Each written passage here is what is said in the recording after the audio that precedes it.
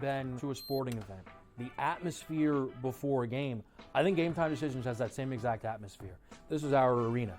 This is what we do. There is going to be an energy to Game Time Decisions that you will feel night in and night out. The excitement you get when you lock your bets in, when you're figuring out what you want to do, we can zone in on the biggest games each night. I want this to be the place that people come to before the games start so they feel as ready as possible to lock in their cards. We are going to hit every single one of those markets that you need to know about. We're going to go through every single thing, and I've got a great team behind me that's going to help me get the job done. There is not going to be a better place, I promise you, than Game Time Decisions to get that new information, react to it, and be able to then bet accordingly. We will have everything at our disposal, and we will use that to our advantage. I'm Kevin Walsh. Tune into Game Time Decisions from 6 to 8 p.m. Eastern on SportsGrid. 11 and 12. I know you're going to get Mafia excited here. Hot and bothered. You got to put Aaron Rodgers here and the Jets at 11. I would put him higher, but again, he barely played football last season. They've addressed their offensive line. It's not going to be great. The depth at wide receiver is a problem for me. Defense, perhaps the best in the National Football League. If Rodgers plays 14 games, they're probably going to win that division over the Bills. Pharrell Coast to Coast, only on SportsGrid.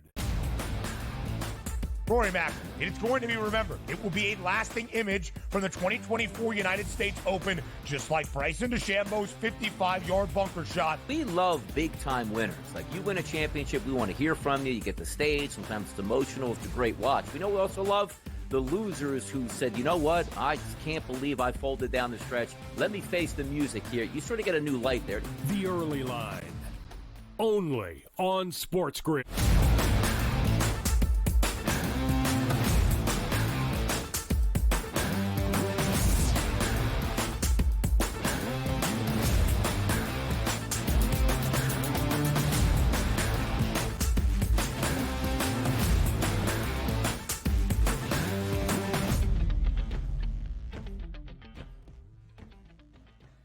Welcome to hour number 2 on this Wednesday live right here on the Early Line on SportsGrid. He is Donnie Right Side. I am Ben Stevens. In this second hour, we get you set for the 2024 NBA Draft. Round number 1 on this Wednesday. Round 2, as we split the 2 rounds in the NBA Draft, now into a 2-night event, comes your way on a Thursday. Donnie, we talked about the draft order, some of the big storylines from a team perspective that you need to know entering the association draft tonight. Now, here are the prospects and the odds that follow suit.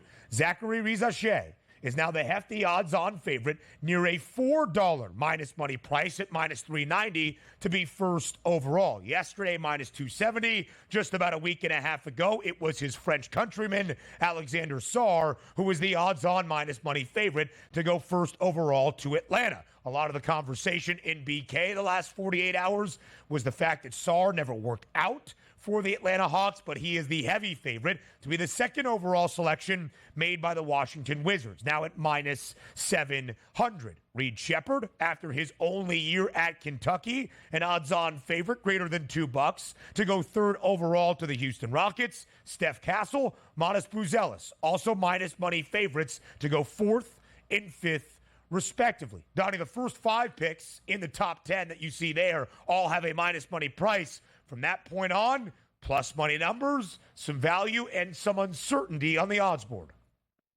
And typically, it's you enter into a draft, you know exactly who that number 1 draft pick is going to be. And it's certainly getting in that direction here with Risa Shea at a minus 390 price at the FanDuel Sportsbook. There's a lot of intrigue, though, from 2 on out at this point of where some of these guys should go. So it's almost when you say on one hand, well, this draft doesn't have a lot of solidified talent up top that you can guarantee should be a top 2, top 3, top 4 pick in this draft, which adds to the intrigue when actually watching the draft play out, because you'll probably get some surprises that you think, and you don't know how some of these draft boards turn out from organization to organization. That's going to be the fun part to watch tonight. But I do think sometimes you just have to agree with where the odds are moving, where it was when we first started looking at the draft, it was Sarr number 1 by a long shot. And now he's no longer that favorite by a long shot. He's actually the long shot, it feels like now, to go number 1 overall. So just some added intrigue on the draft coming up. But I do think just looking at the odds here, usually the odds get it correctly here. And Risa Shea going number 1 looks like that's going to be a formality. 14 international players have been picked first overall in the history of the NBA draft in its common era, including as recently as Victor Wembanyama last year. It would seem to be that trend will reach 15 years. At least 2 players internationally have been selected in the top 10 in each of the last 11 NBA drafts. I would expect that to continue early and often on this Wednesday evening. Again, Zachary Rizache, now the hefty odds-on favorite, minus 390 to be that first overall pick. The second best odds, not even Alex Sarr, Donovan Clingan, the big man who won 2 national championships, of course, with Connecticut. One of the things that stands out about Clingan's numbers, DRS, he has the second best price to be the first, third, fourth, fifth, and seventh overall selections, and yet is not a favorite to be any of the top 10 picks that we see in the NBA draft.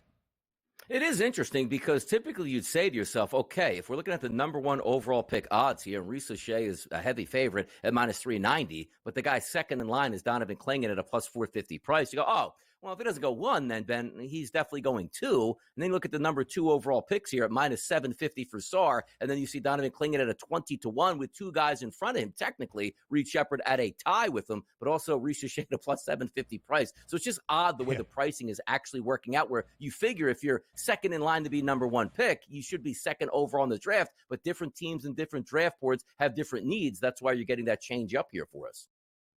Donovan Clingan is a minus 390 favorite to be a top 5 pick. We'll see if there is some maneuvering or how exactly that plays out tonight. So Donnie has made this point a few times, and I do think it is fair in context and comparison to recent NBA drafts. In 2024, we don't really have that star power. We don't really have that large storyline in terms of the prospects of who's going to go number 1 overall or a rich draft class, but it still should be exciting, and there will be many talking points tonight. Again, our SportsGrid NBA draft special starts at 8 p.m. Eastern time. Myself, Kevin Walsh, and the coach, James Young, JY, who you will hear from on this Wednesday on the early line. So now we get Donnie's assessment on the storylines that we have for the 2024 NBA draft. We had a ton of fun getting ready for the NBA Finals in a similar segment, rating a storyline from 1 to 10.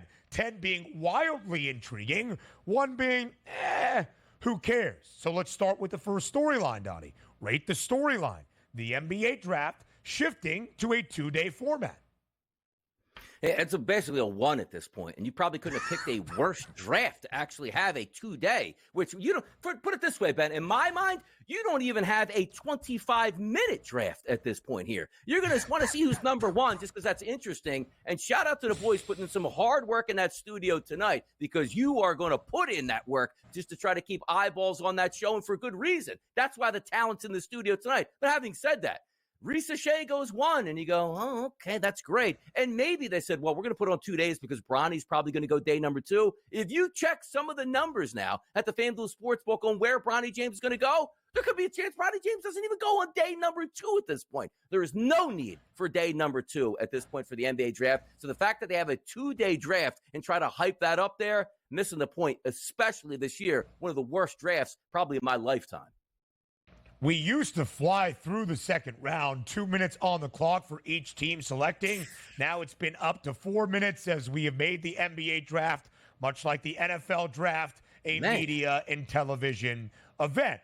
But oftentimes, even into day 2 or day 3, you will have significant players selected for your favorite NFL franchise. Since 1989, only 21 second-round picks have made an NBA All-Star team. Of course, there have been some notable second-round selections in the last decade. Draymond Green with the Golden State Warriors, and probably no more so than Nikola Jokic, who was selected 41st overall by the Denver Nuggets and is a 3-time NBA MVP. I do actually think if there was a draft to try to extend into a second round, tomorrow night becomes the Bronny James show. When will he be drafted? His draft position prop has gotten drastically later and later over the last 5 or 6 days. 54.5, with the over having the hefty juice now for Bronny James. What should stand out? The Lakers have a second-round pick at number 55 overall. So now to our second storyline. rate the storyline 1 to 10. There being no clear-cut number one prospect, which could make for some intrigue at the top. Is that Donovan Clingan on the screen? Looks like it, yeah. Maybe that's the subliminal message right there that Donovan Clingan could go number one overall at this point. I swear that was out. I got to go see on the monitor. Or maybe it was Hurley's kid. You should have put Hurley's kid up there. Undefeated. You know what I mean? Oh, yeah. Yeah. Oh, it's Look at that. It's Clingan. My mistake. Just want to make sure. There we go. Clingan's celebration up here at this point. But yeah, I don't know. So I'm rating the storyline based on the draft is so bad it's actually good that there's no number one overall option. It was kind of intriguing. So I'm going to go number one on rate that storyline as well. The whole point of the draft is you want to tune in to see that superstar player. We knew Wembanyama was going to be number one last year. We still tuned in just to be a part of that story and see how tall he actually is and dapping it up with the commissioner. I'm telling you right now. If I am awake here, because I got to be up very early tomorrow for a studio special, let me tell you this. If I have it on mute and the number one pick goes off, Ben, and that guy walks out on stage, I honestly, I don't even know who the guy is. Like, I don't know if I could, Wembanyama. Oh, that's Victor Wembanyama. Right. Highlights. If Risa Shea comes out first, I couldn't tell if that's Sarah Risa Shea, honest to God. So that tells you on a one-story rating here for that. Yeah, exactly. That's good work. Can we get a storyline above a 1? Quickly, DRS. All the attention to Bronny James. That's a 10 right there, because a guy that shouldn't be in the NBA is going to get drafted. Make-A-Wish Foundation tonight. Hey, everybody gets dreams coming true. Take it to the Braves.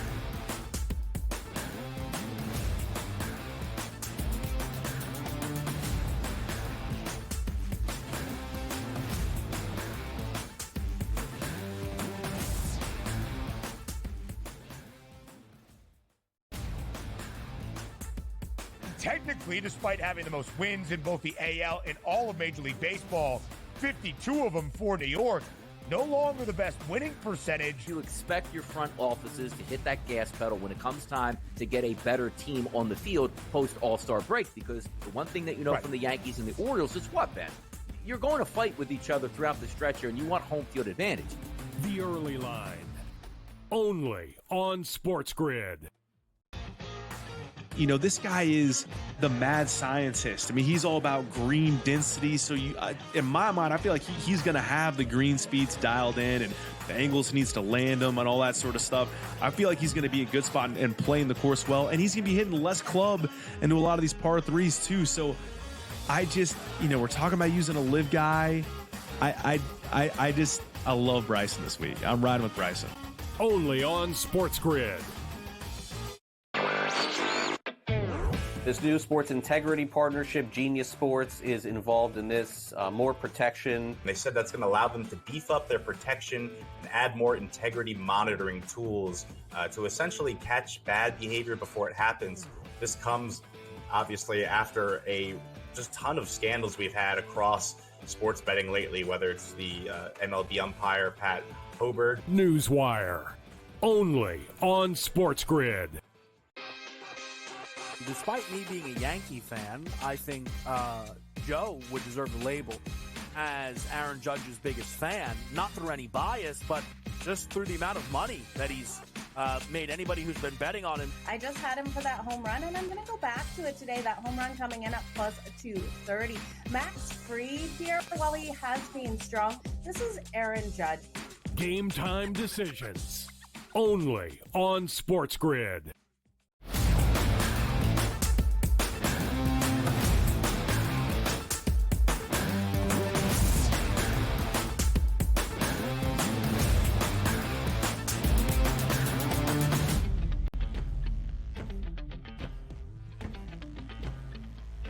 Time for a pick six for the 2024 NBA draft. We go across the draft in many betting markets to give you some of our favorite wagers for tonight's opening round and beyond in the 2024 NBA draft. I am very excited for this. I know Donnie's enthusiasm for this 2024 NBA draft is incredibly high. He gave one of the storylines, Bronny James, and all the attention paid to him, a 10. That means incredibly exciting. All right, Donnie, let's start with our pick six here. Here is the category. Our favorite to be the number one pick, a top 10 pick draft price that we like. A team to watch. Will Bronny be drafted by the LA Lakers? Yes or no? A best bet in who we overall believe will be the best pro in terms of their development in the NBA. So let's start with the pick 6 and who you think is going first overall.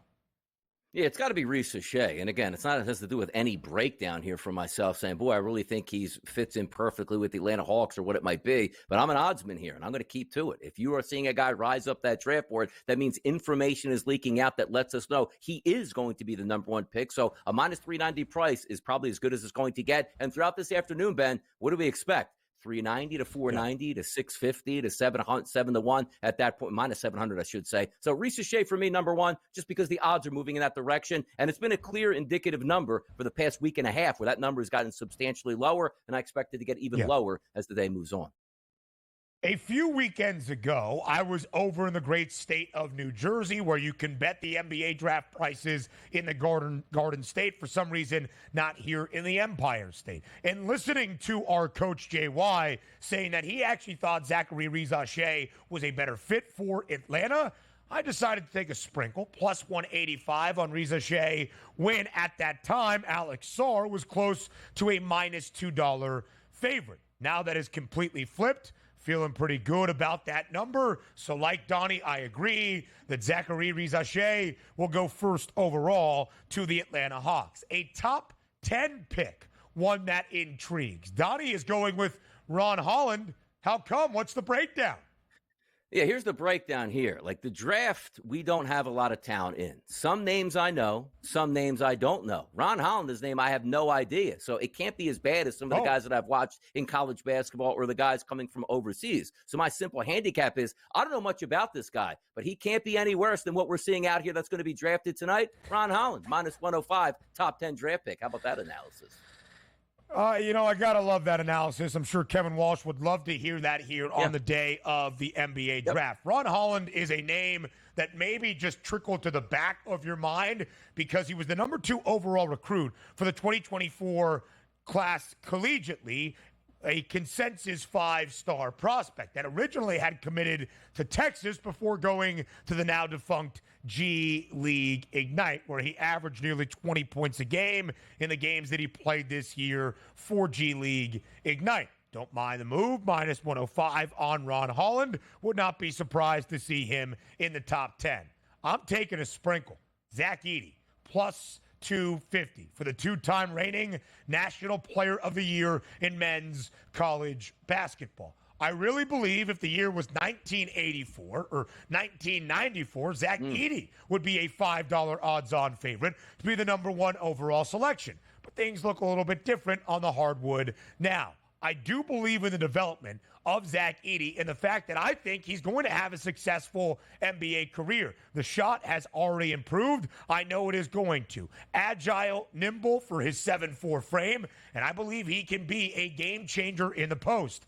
Zach Edey, plus 250 to be a top 10 pick. I'll give you my best bet on Zach Edey, but I'm convinced, Donnie, he is a lottery pick in the 2024 NBA draft, and I would not be surprised, and I think it's worth the sprinkle on a plus 250 number if he goes in the top 10. Yeah, and why not at this point, right? And also, when sometimes you get lucky with when you're coming out, this is the perfect draft for Zach Edey to come out so you can actually be in that lottery and possibly a top 10 pick. Because who's going to get mad at this? What Zach Edey comes to your team. What do you know, Ben? Exactly what you're getting. A kid that competed at the highest level is absolutely dominant, the best player in college basketball. You know he's going to have a solid work ethic. And who can't use a big man at some points in the game? Now, granted, is he a 3-and-D guy at that size, going to be able to run the court like Donovan Clingan? No, but you know exactly what you have. And there's minutes for a player like that in the NBA. Who's like, Zach Edey comes in the NBA. Is he going to be out in 2 or 3 years? No, he probably has a 7, 8, 9-year career just being an active big that has some moves and can score points. It would be just the 3rd lottery pick for Purdue since 1994. Glenn Robinson went first overall that year to Milwaukee. Jaden Ivey 3 years ago now in 2022 going 5th overall to Detroit. I do believe that is going to be the case for Zach Edey. A team to watch for you, DRS, either moving up or down the draft board tonight. Yeah, it's the Philadelphia 76ers. The reason I bring that up is not only because I enjoy watching the Sixers, but there's a lot of intrigue going around them. No moves to be made yet. Who are they going to use for that number 3 spot here so you can sort of apply another superstar to that roster? But there's a lot of question marks going on. Did the Philadelphia 76ers package that 16th pick here and move it up or down, and also use that 16th pick to bring in another starter here that could be a max contract guy in the mix? So I'm interested to see if the Sixers actually are making that pick at 16, or they flip that one over and say, you know what, we already have our guys that we're ready to have as ingrained starters and players across the league. That's what I'm watching for tonight. I want to see if they actually make that pick at 16. For me, the team to watch is the San Antonio Spurs. Last year, they won the sweepstakes. They drafted Victor Wembanyama. It was the third time in franchise history San Antonio had drafted first overall. Tim Duncan, David Robinson, the Admiral, as it was. And for the franchise improvement that followed for both Tim Duncan and David Robinson, I thought the Spurs were going to have a better year. Just 22 and 60, but Wemby did come on down the home stretch of the regular season. Outside of that, only one other time has San Antonio drafted in the top 4. They select 4th tonight. They also have the 8th pick. This is the building block for the future for San Antonio. Could they package those picks to maybe get a bona fide star right now? Hello, Trae Young. Are they going to use both of those picks to maybe make selections that they can pair with Victor Wembanyama to set a future of success in San Antonio? Now we have the Bronny James conversation on the other side as the Pick 6 continues live right here on the Early Line.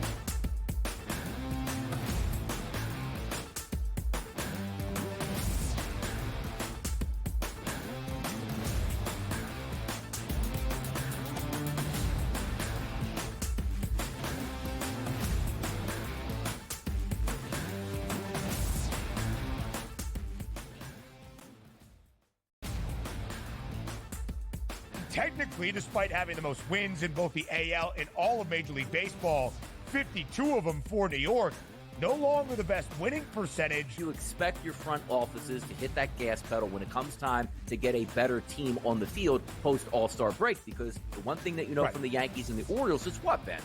You're going to fight with each other throughout the stretch here, and you want home field advantage. The Early Line, only on SportsGrid. You know, this guy is the mad scientist. I mean, he's all about green density. So in my mind, I feel like he's going to have the green speeds dialed in, and the angles needs to land them and all that sort of stuff. I feel like he's going to be a good spot and playing the course well. And he's going to be hitting less club into a lot of these par threes too. So I just, we're talking about using a live guy. I love Bryson this week. I'm riding with Bryson.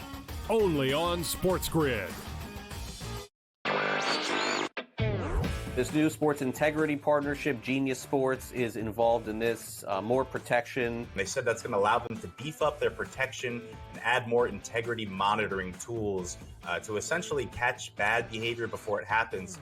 This comes, obviously, after a just ton of scandals we've had across sports betting lately, whether it's the MLB umpire, Pat Hobert. Newswire, only on SportsGrid.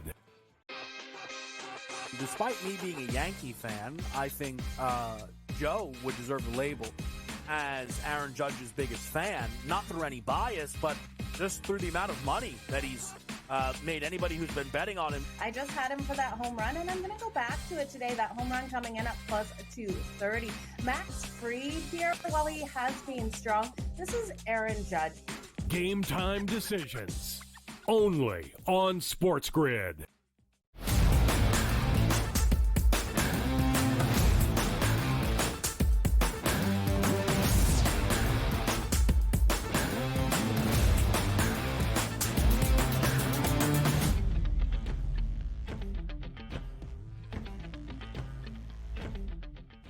Pick 6 in the NBA, getting after it and having some fun here. Now, granted, the NBA draft is tonight. The SportsGrid Network, we got it covered up and down. Everything you need to know. The boys will be live in studio, rocking and rolling and ready to go. And I joke about the NBA draft tonight, like my interest level. But if I am going to do one thing tonight, it's not watch network television for the draft. It's the boys in studio chopping it up, having fun, going live throughout the draft, and giving you that instant impact for what you need. Like me. Oh, who's this guy? Oh, that's a decent breakdown. You'll get that tonight on the SportsGrid Network. So make sure you guys tune in there, BSS. I know you'll do a great job tonight, live from New Jersey.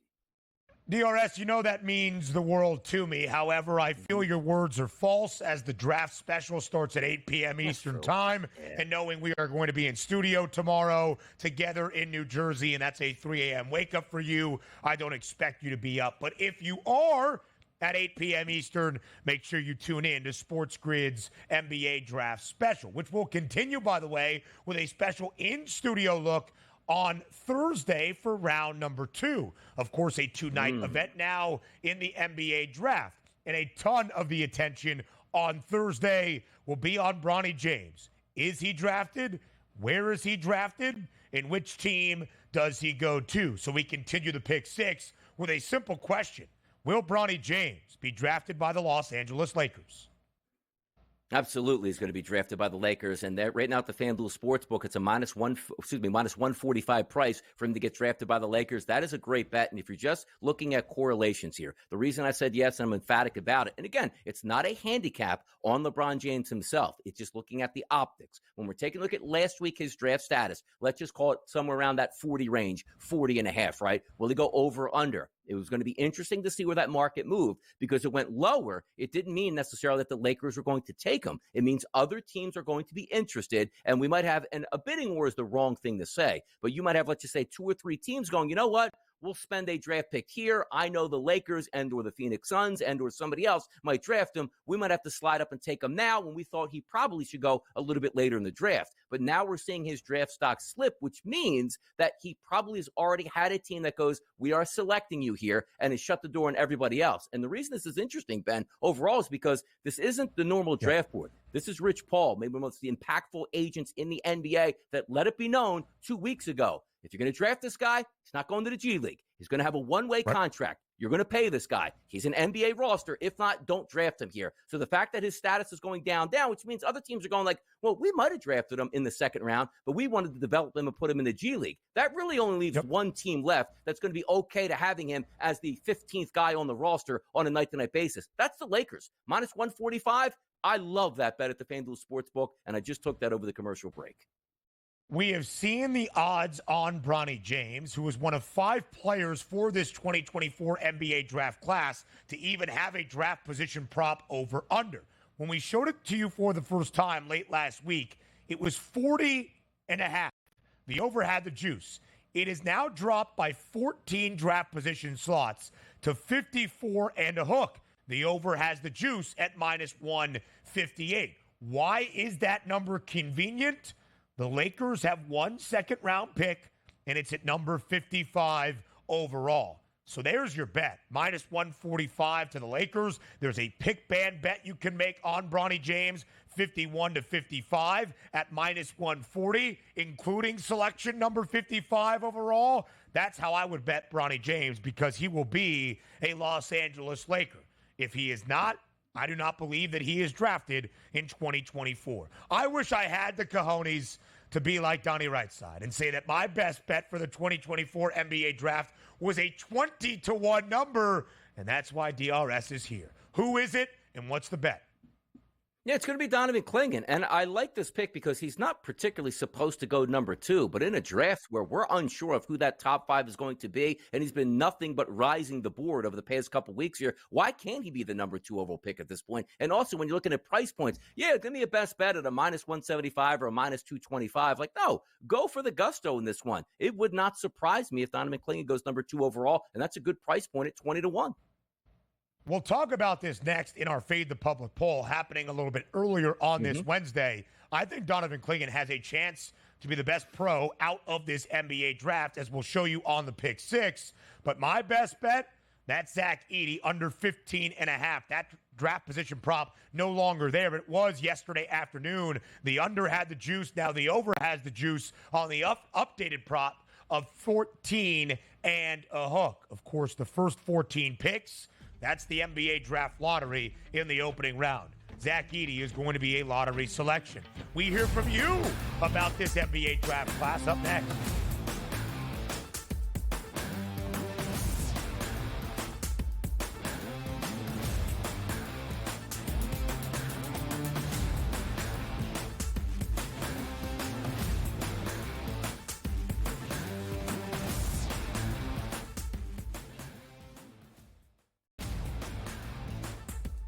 Technically, despite having the most wins in both the AL and all of Major League Baseball, 52 of them for New York, no longer the best winning percentage. You expect your front offices to hit that gas pedal when it comes time to get a better team on the field post All-Star break, because the one thing that you know from the Yankees and the Orioles is what, Ben? You're going to fight with each other throughout the stretch here, and you want home field advantage. The Early Line, only on SportsGrid. You know, this guy is the mad scientist. I mean, he's all about green density. So in my mind, I feel like he's going to have the green speeds dialed in, and the angles needs to land them and all that sort of stuff. I feel like he's going to be a good spot and playing the course well. And he's going to be hitting less club into a lot of these par threes too. So I just, we're talking about using a live guy. I love Bryson this week. I'm riding with Bryson. Only on SportsGrid. This new sports integrity partnership, Genius Sports, is involved in this. More protection. They said that's going to allow them to beef up their protection and add more integrity monitoring tools to essentially catch bad behavior before it happens. This comes, obviously, after a just ton of scandals we've had across sports betting lately, whether it's the MLB umpire, Pat Hoberg. Newswire, only on SportsGrid.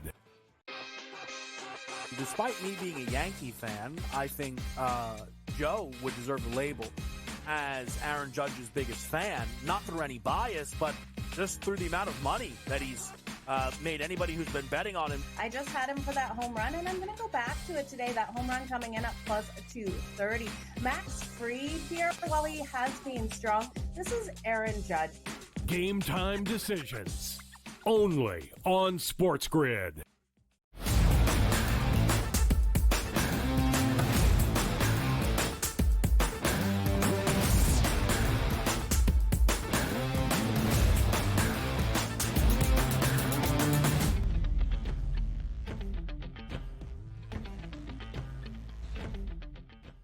Welcome back to the Early Line here into hour number 2 of a Wednesday on TEL across the SportsGrid network, but not just any ordinary Wednesday. It is draft day in the NBA. Round number 1 of the 2024 NBA draft is tonight. So we wanted to hear, of course, from the people out there. You have heard Donnie and my assessment on how we think this draft is going to look here in 2024. Now it's time to hear from you. Who's going to be the best pro when all is said and done? Not where they are picked or by what team, but who is the best pro prospect in this 2024 draft class? That was the question to you and Fade the Public.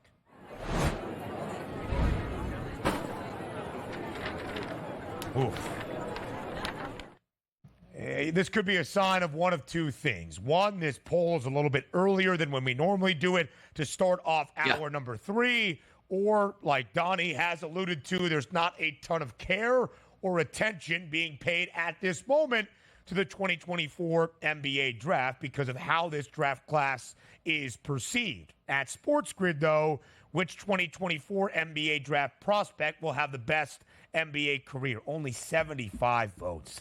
Not what we want to see. Alexander Sarr listed, Donovan Clingan listed, Zachary Riza-Shea, or other. If you selected other, we hoped for a reply. Which way did you vote, DRS? Now, let's go with my daily, retweeting and picking, like usually on the lazy end of it. You see the Twitter poll come up. You don't want to think too much about it. You want to say, give me the impulse decision right away. So I'm with Donovan Clingan. Hit the retweet button, got it out there for the people. But that's not really the thought process behind me, because I do have another guy. I just wasn't going to write in a name when I hit like the quote tweet. Like, I want to keep it the same, keep it simple. But also, I do think you take a look at this draft and people are like, man, Sarr Riza-Shea, I have no idea. Oh, I watched Donovan Clingan play college basketball. He's a pretty good player. Yep, there you go. 39% of the votes coming in on Donovan Clingan. That's why he's leading the way at this point. It would have been interesting. Even if you would put anybody else, or at least like an American collegiate player, if that would have changed up the discussion. But I just think people saw like, yeah, I know Klingon. He's a good player. I'll go that route on a national championship team back-to-back. I think that's why most of the votes are going Klingon's way this early. Yeah, I would think so. I think when you look at what is recognizable for most of our public, the French guys not really getting all that much consideration, despite the fact that Zachary Rizache and Alexander Sarr are more than likely to go 1-2 in that order. Rizache to the Atlanta Hawks at number 1 overall, and Sarr to the Washington Wizards at 2nd overall. At least that's what the odds say right now. Rizache minus 390 to be that first overall pick. Sarr minus 750, the updated number to go 2nd overall. I think Donovan Klingon, as I shared in the pick 6, has a chance to be the best pro out of this class. I think we are starting to see a rejuvenation, if you want to call it that, but a rejuvenation, although an updated big man era in the NBA. The days of the guys on the block dominating with physical presence like Shaq, Tim Duncan, not necessarily what we are seeing here in this updated era. But think about the last 4 MVPs. 3 of them, Nikola Jokic, who can do everything, and Joel Embiid, not all that far behind. Will either of the guys we are discussing, Donovan Klingon, Alex Sarr, who is listed at 7 foot, kind of model that frame? I'm not entirely sure. Those are very high expectations. But I do believe at 7'2", Donovan Klingon's game is only going to evolve during his time in the NBA, as we saw year over year in his 2 years in stores, 2 years that ended as a national champion, especially as the anchor of the team in the 2023-24 campaign. The shooting is going to evolve. The mobility is there. He is a defensive game changer already in what he can do to protect the rim and the glass. And I had a little bit of fun as well because I put a GIF in there of Zach Edey hammering down a dunk. I am convinced, and I am pretty sure this is going to happen based on the odds, that Edey is going to be a lottery pick. I think there's a good chance he can be a top 10 pick, a plus 250 number. I really do believe Zach Edey is not just going to be the 7'4" big guy that we all remember from college basketball, and some of us got very mad at in the way that he was officiated throughout the NCAA tournament, but that he will be a successful pro for many years to come in the association.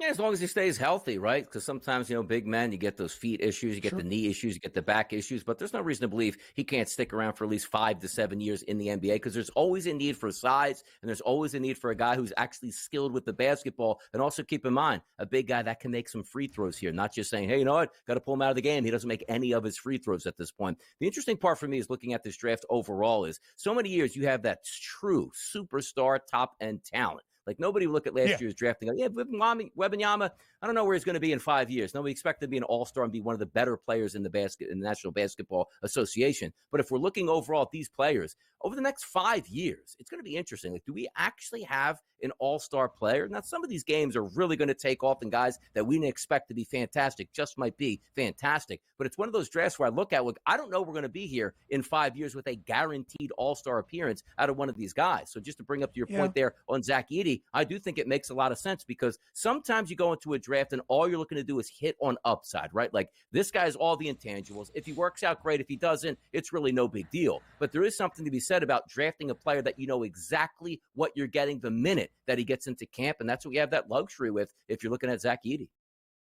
I mean, when you look at the last 5 years of who that number 1 overall pick has been, it's been a pretty solid run. Victor Wembanyama last year, he won Rookie of the Year, right? That's already been given out. Yeah, Victor Wembanyama won Rookie of the Year this season, as was expected. A generational talent that was touted in the vein of LeBron James, selected first overall 20 years prior. And by the time all was said and done, Wemby had adjusted to the NBA and was sensational in the final 25 to 30 games for San Antonio this past season in his rookie campaign. Prior to that, the number 1 overall pick, Paolo Banchero in 2022, also won Rookie of the Year. Cade Cunningham was the first overall pick in 2021. Now, as that stands, still some unfulfilled promise at this point in Detroit with a very shaky organization at the moment. But Cade's been pretty darn good for the Pistons. Anthony Edwards, an emerging superstar the year prior, and Zion Williamson back in 2019. The first overall picks have come with notoriety and have delivered at least early in their NBA careers. Yes, Zion Williamson still has a lot that he is capable of, and his availability has been a part of the conversation around his NBA career. Cade Cunningham hasn't taken the lead by storm, but 3 of the other 5 have been darn good early on in their NBA careers. Will Zachary Rizache live up to that billing? Who's to say? We can only project and evaluate what we have right now. But I think that's why, Donnie, and you look at who is behind Rizache, this draft lacks a little bit of that luster. It does not mean there is not storylines and conversation pieces and some potential prospects that could make immediate impacts and pay off in the long-term dividends of the franchises that take them. It's just that it doesn't have all the notoriety that we have seen the last 5 years or so. No, it doesn't. And also, when you're taking a look at projections here, if you think can be great, Reed Sheppard's one of those guys that, didn't take college basketball by storm, but was a quality player. Now, the expectations for Reed Sheppard going to the NBA is what can he do right away? To make the three-point shot, and that's going to be huge. I believe he shot over 50% last year from the three-point line. There's always a spot, just like I talk about Zach Edey, always a spot for a big guy who can actually use his fouls to his advantage and score. Reed Sheppard, if he's a quality three-point shooter, there's no reason to believe he won't be there. That's a guy that can stick around for quite some time in the NBA. So when I look at Reed Sheppard going to a team, whoever he goes to, nobody's going to say, I don't really know we can fit you in at. A guy that can absolutely shoot it, there's always need in the NBA. So I went with Reed Sheppard there, as I think is going to be a quality prospect here as well. Minus 210, the price right now for Reed Sheppard to be the 3rd overall pick. The Rockets hold on to that number at this moment. And again, as we always say, the draft caveat from the draft odds, if Reed Sheppard goes 3rd, but somebody else other than Houston makes the pick, you still cash that ticket. Now we go to Major League Baseball. Up next, here on the Early Line.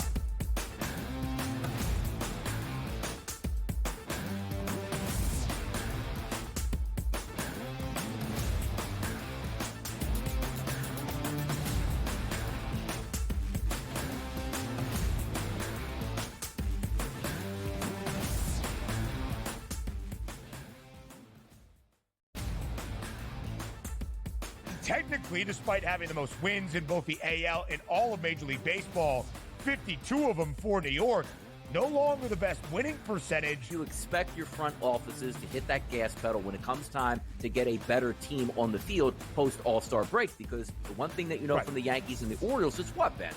You're going to fight with each other throughout the stretch here, and you want home field advantage. The Early Line, only on SportsGrid. This guy is the mad scientist. I mean, he's all about green density. So in my mind, I feel like he's going to have the green speeds dialed in, and the angles needs to land them and all that sort of stuff. I feel like he's going to be a good spot and playing the course well. And he's going to be hitting less club into a lot of these par threes too. So I just, we're talking about using a live guy. I love Bryson this week. I'm riding with Bryson. Only on SportsGrid.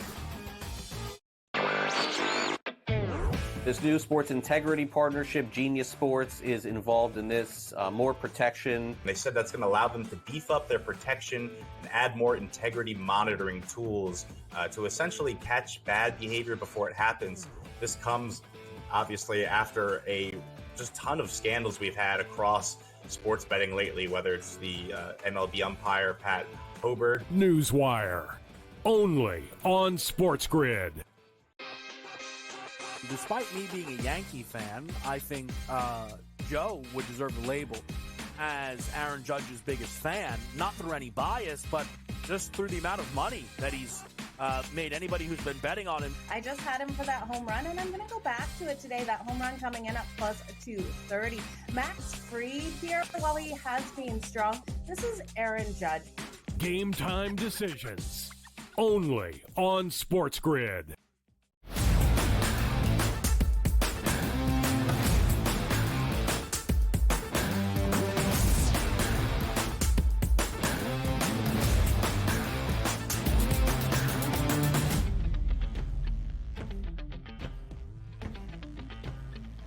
A Major League Map with Mark Zinno, live right here on this Wednesday on the early line on SportsGrid. It is day number 2. It is game number 2 of the Subway Series, and a starter on the hill by the name of Luis Gil. We will talk about that game in just a little bit as we welcome Mark Zinno here to this Wednesday on the early line. Zinno, appreciate your time. We'll look back on yesterday's card, look forward to today as well.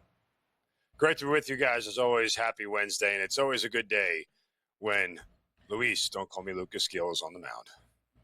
Yes, that is the case. You know, we go back to game number 1 of the Subway Series last night up in Queens at Citi Field. The New York Mets stay red hot in the Grimace era in the month of June. 14-6 now this month with a 9-7 victory over their crosstown rivals in the Yankees to begin the Subway Series. And one of the stories of the game was Garrett Cole making his second start of the season. Got roughed up. 4 innings of work, 72 pitches, 4 home runs off of Garrett Cole, 6 earned runs in total. Zinno, to you, what was the story of the opening game of the Subway Series?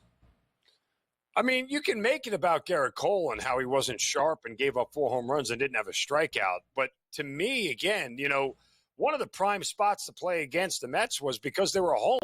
This is a top 5 scoring offense on the road this year in terms of runs per game and runs scored. From bottom 5 at home in Citi Field, and I would have expected going up against Garrett Cole that they would have struggled a little bit and certainly not had the offensive output that they did. But maybe this Mets lineup all of a sudden is something to be contended with no matter where they play. We'll find out tonight. I know we'll preview that game here in a moment. But to me, it wasn't so much that, you know, Cole wasn't sharp. I think it's fair to expect him not to be his full Cy Young self, just his second outing back from a long stint on the IL. But the Mets continue to hit the baseball and hit it well. By the way, taking a look at that New York Yankees team, which I'm still very high on, but I'm waiting here to see what I get back on Garrett Cole. You saw the opening start for him. Didn't last that long, was okay. Yesterday, certainly some issues, no strikeouts. Are we worried, Mark, about the future prognosis here of Garrett Cole on the mound for the Yankees? You have to be. I mean, those 3 scary letters were mentioned in the offseason. You know, the 3 scary words, Tommy John surgery, were mentioned in the offseason. Right. So, you know, anytime he's not his sharp self, you have to, in the back of your mind, at least wonder, does his arm hurt? Does his elbow hurt? Does he not look good? And what's the reason for it? Because you don't expect him to give up 4 home runs in 4 starts, let alone all in 1 start. So, you know, it's that kind of stuff that, yeah, I think it's fair to worry about it. Look, the Yankees have been bitten by the injury bug, which happens, right? They were extremely healthy the first 2 months of the season. We had a lot of guys pitching above their heads. It seems like they're starting to come back down to earth. Rodon got rocked his last time out. Stroman hasn't been sharp in his last 2 outings. Clark Schmidt's on the IL. All these guys that paced the Yankees to 50 wins in the blink of an eye are now hurt, along with Giancarlo Stanton and Anthony Rizzo. So we'll see how the Yankees weather this storm, but this is the reason for my guarded optimism, guys. 52 wins, still tied for the most in MLB alongside the Philadelphia Phillies, but the Yankees have kind of been stuck around that 50-win margin. They have dropped 8 of their last 11 games and no longer the best record in the American League. That belongs to the Cleveland Guardians. The Guardians have won 7 consecutive games, the longest active win streak, the hottest team at this moment in Major League Baseball, in 51-26 with a win percentage of 6.62. That is the best in the American League and the best in all of Major League Baseball at this moment. 10-8 the victory over the O's, who are now on a slide. They have dropped 5 straight. Let's start with Cleveland, then we'll get to Baltimore. What is the ceiling for the Guardians this season, Mark? If they keep hitting like this, if you believe that Ramirez, Naylor, and Kwan, and you know that lineup can continue to produce runs at the rate that they do, particularly at Progressive Field in Cleveland, be a real tough out. I mean, they certainly have the pitching staff. I mean, and they're doing all this without Shane Bieber on top of it all, which is crazy to think, you know, given their starting staff. Tanner Bybee has been excellent. I think they're 13-3 now in his 16 starts this year, or somewhere in that range, something insane. But regardless, you know, this is a Guardians team that we always knew could pitch. Now that they actually can hit the ball, you can see the ceiling for this team. So, look, October's a long ways away. I don't think anybody's going to catch Cleveland in that AL Central just because they're not good enough. And the Royals, their road splits are so bad.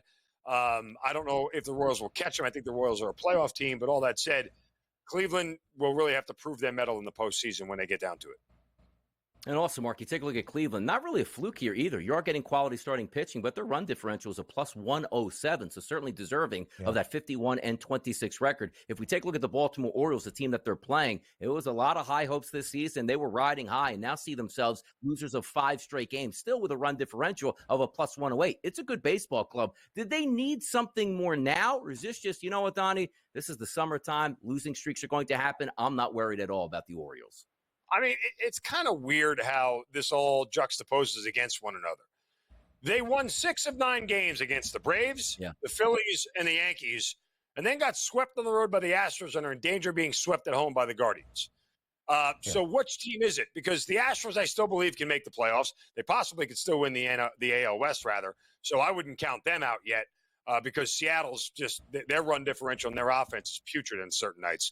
All that said – you know, these are 2 teams in the Astros and Guardians that are good teams, and they're competitive teams. So I don't know which Orioles team shows up, but I do know is that over the course of the last, 5 games, when they've hit the ball, their pitching hasn't showed up. And when they haven't, their pitching has showed up, they haven't hit the ball to score runs. So, they keep losing high-scoring games by 2 runs, and they keep losing low-scoring games by 1 run. Baltimore trying to avoid the sweep at home today inside Camden Yards against those Cleveland Guardians, trying to snap that 7-game win streak for Cleveland in their own 5-game skid. Zinno, yesterday, Tarek Skubal faced off against Ranger Suarez. It was an aces affair in the Motor City. Not the best start out of Suarez, but not all that bad. Skubal bounces back. 7 innings of shutout work against Philadelphia. I ask you this question quickly. Is Skubal going to win the American League Cy Young Award? We've seen it happen before on really bad teams and really good pitchers who do it with not a lot of wins, as Zach Greinke did with the Royals that one year. So I definitely think it's possible. Skubal, the favorite at the moment, plus 190, more than $1 in front of Corbin Burns for Baltimore, who has the second best price at 3-1. Luis Heel needs Mark Zinno. He needs to bounce back today. Will he? We'll discuss next.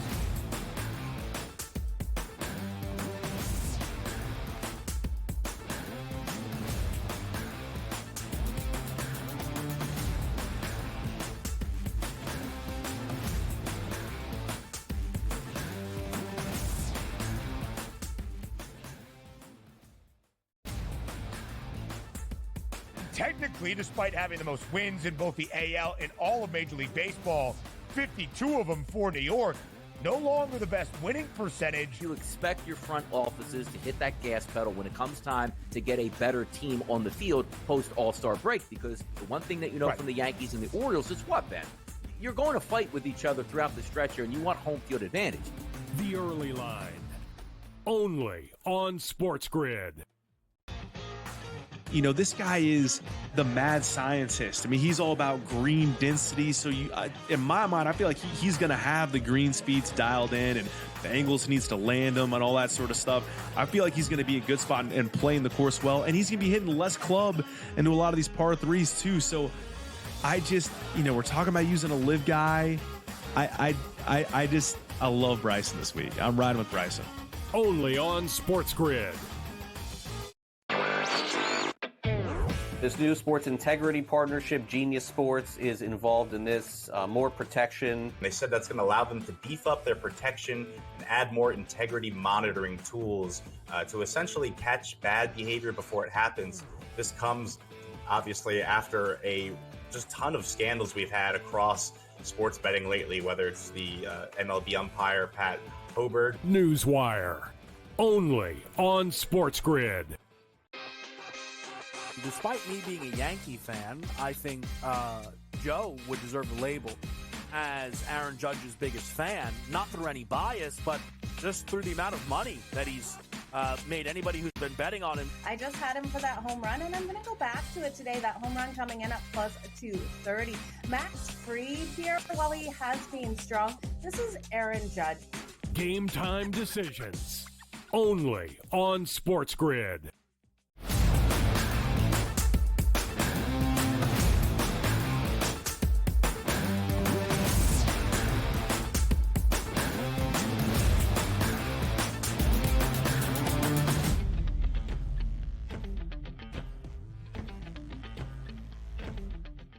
Game number 2 of the Subway Series tonight in Queens, inside Citi Field. Can the New York Mets continue their tear here in the last 2 weeks in the Grimace era in the month of June? Or will Luis Gil, Mark Zinno's guy, bounce back from his worst outing of the year last Thursday? Zinno, here we go. Yankees, Mets, once again. As was the case yesterday with Garrett Cole getting the start for the Pinstripes, the Yanks were a road favorite, albeit in Queens. Same story with Luis Gil on this Wednesday evening. Will Gil be better? Will it lead to a series split in the Subway set? I mean, if he's not, you have to start to wonder, what Luis Gil is against legitimate competition. Now, again, objectively, I'm not taking anything away from him because he was great. But I brought this up to you guys before that when they matched up against the Dodgers on that Sunday night, leading into that series, I bet on the Dodgers in that Sunday night game, even though the Yankees ended up winning it, or that weekend game, whatever it was, because I said, look, if you look at the rash of lineups that he has faced as of late, Minnesota, the Angels, the White Sox, the Mariners, the Rays, that's not like top 10 teams in OPS and WRC plus that produce a ton of runs. Again, he pitched really well, but he pitched against the Dodgers, the Red Sox, the Orioles in the last 3, and you got a mixed bag of results. So it's fair to say that if the Mets are as good as their offense has indicated over the last 2 weeks, that he might not have this 6-inning, 1-run kind of start where he looks nearly unbeatable, like you saw in the last 3 starts. So it really is a big-time start here for Gil to test what he really is made of. And for a guy that was, less than 3 weeks ago in the Cy Young favorite, we're starting to see some of that shine come off him a little bit, justifiably so. Let's take a look at another afternoon game today, 2:10 Eastern start. That's Feltner and Arrighetti, Colorado and Houston. The overnight line was a -8, 180 price here for Houston at FanDuel. That's now crept up to a -190 price for the Houston Astros and a total of 8.5. Houston plated 5 runs yesterday in the first inning, cruised to a victory. Will they do the same today against those Rockies? Look, kind of depends on what you think of my fellow Italian, Spencer Arrighetti here. Which guy is it? Like the guy who made his first 7 starts was an abomination.